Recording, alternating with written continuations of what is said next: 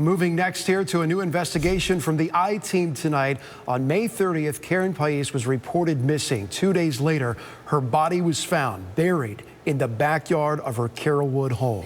And now I-Team investigator Adam Walser is uncovering new details about her life, her death, and a troubling letter from the person accused of killing her. The circumstances of this case are pretty egregious. The victim in this case is the defendant's sister who was living with her at the time. A heinous crime that shocked Tampa Bay. This morning, the body of an adult victim was located here at a home on the 11,000 block of Cypress Park Street in Carrollwood. The body of Karen Pais found buried 2 feet deep in a hole in her backyard, wrapped in garbage bags, bound with multiple green bungee cords and duct tape, a necklace with a charm that read Karen around her neck. Her sister, Deborah Patton, charged with the crime. She showed zero remorse, continued to hide the fact of what she had done. Yet right now, there's no obvious reason that's leading us to believe, why this person may have been involved in this death. But those who knew Karen best say there were signs of trouble spanning decades. I've heard Karen say it many times, she's gonna kill me one day. She always told us if I disappear or I'm dead, tell them my sister did it. Pam Nelson and Jan Wilder were among Karen's best friends. We had a favorite place, Rick's on the River. We would go there a lot. They spent birthdays, gasparillas, and holidays together. This is her chair.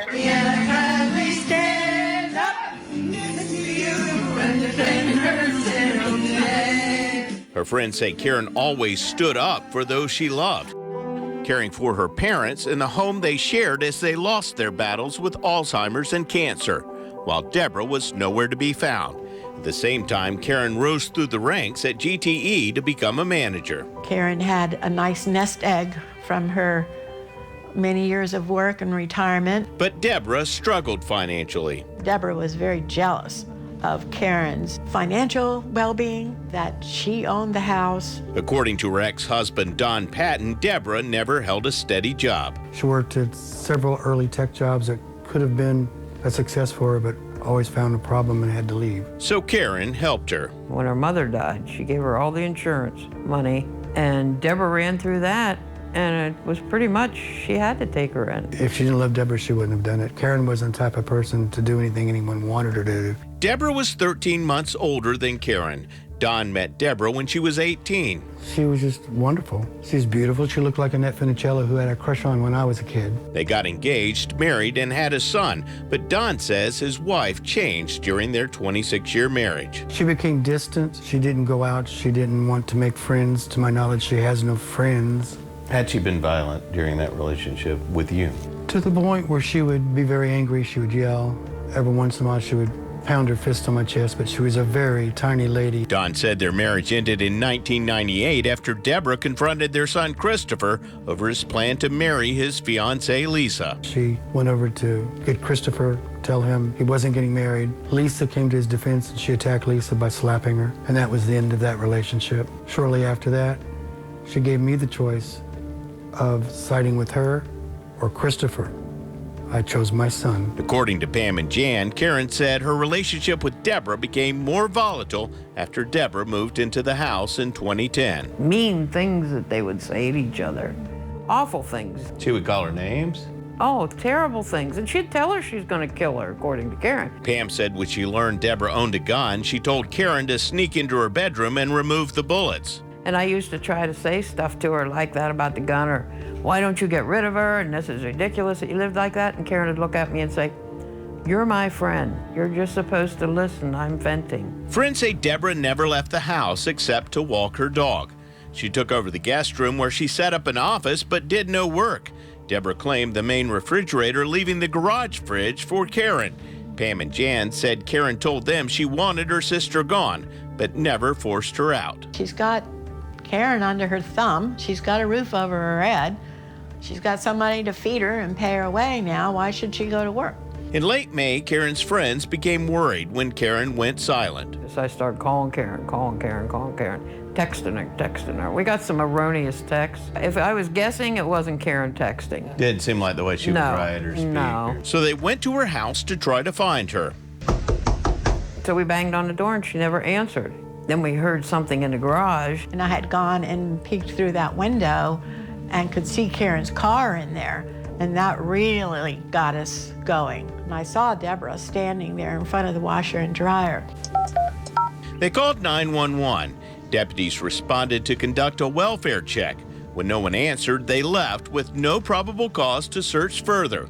Another group of friends later showed up and entered through an unlocked door. They had gained access to the house, that Deborah was there, and that there was a big hole and big dirt pile in the backyard, that her purse and driver's license and wallet and debit card were all there in the house. They called 911 again. Deputies returned and questioned Deborah, who said she recently had a personal issue with Karen, but did not want to disclose it. Jan saw Deborah walking her dog. I walked right up to her and I put my hand on her shoulder and I said, "Deborah, are you okay?" And she was just like blank-eyed, like zombie-like. And based on some inconsistent information provided during that interview, deputies went on to suspect foul play. Deputies stood watch as detectives sought a warrant. The forensics team showed up and the crime tape went up, then we began to fear the worst. After Karen's body was found, Deborah was arrested and charged with abuse of a dead human body and murder in the second degree. We were able to locate the body in the backyard, buried. It was identified as being her sister, and we know that she was shot in the chest. Video from a neighbor's surveillance camera showed Deborah taking 2 trips in Karen's car and throwing out 6 garbage bags. Don Patton drove from Baton Rouge, Louisiana to help take care of arrangements. Well, I think it was like 3 days before the police came over. He gave us an exclusive look at the hole police say Deborah dug to hide Karen's body. Deputies gave him this list of items they recovered. They found a gun, they found the bullets, and they found the casings. When Jan Wilder was helping clean out the house, she found a disturbing clue to Deborah's mental state. It was a suicide note that Deborah intended to kill herself after she went to kill her husband. It was addressed to Karen and her late mother, Sophie, who died in 2005, saying, "In many ways, I have been dead for a long time. In a short while, I'll take my life, but hopefully not before I end Don's." Why do you think Karen kept that letter? Maybe for this circumstance to say, hey, this woman's had a problem for a long time. This is not the first time she's considered murder as a resolution to her problems. Don also found a map of Baton Rouge where he lived and a handwritten list Deborah labeled useful information. She knew where I lived. She knew different places I hung out. Why did she want you dead? She blamed me for everything that went wrong in her life. Simple as that. What lessons are to be learned from this tragedy? Please pay attention to what's going on around you with your family members. And if you think someone needs help, try to research, resource, reach out and try to get help for them. Given the opportunity, we would have done anything in the world to have either gotten Deborah out of that house or gotten Karen out of that house. Friends set up this memorial for Karen and toasted her with her favorite whiskey, Jack Daniels. The hate that we feel for Deborah is not what we want in our lives. So we have to concentrate and focus on the real truth, and that's that we had a very good friend that we loved dearly and that loved us and that shared our lives and our family with us. We will never, ever forget her. I'm I-Team investigator Adam Walser, taking action for you.